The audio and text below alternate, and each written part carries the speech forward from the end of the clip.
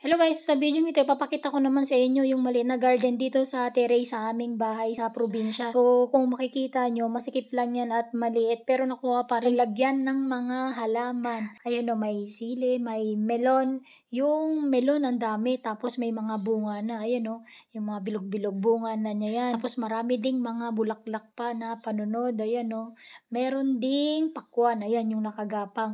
Ayun, may malalaking bunga yung mga melon at marapit na yan na i-harvest.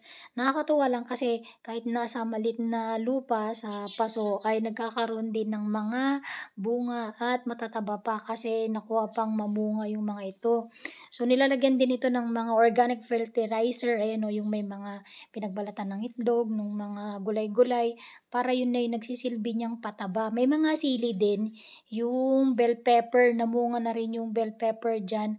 At saka yung kamatis, meron din dyan guys. Ayan, nasa na? Yun. So, yun yung kamatis na munga na at hinog na. Yun din yung katabi niya, yung bell pepper. Ayan, so hindi naman mapipigilan ang pagtatanim kahit na sa malit na mga lote or kahit sa mga ganito, sa mga terrace. Kung gugustuhin lang, so kaya naman taniman. So, salamat guys sa panonood lagi ng aking mga video. Tapusin sana ito lagi hanggang sa dulo. God bless everyone. Bye!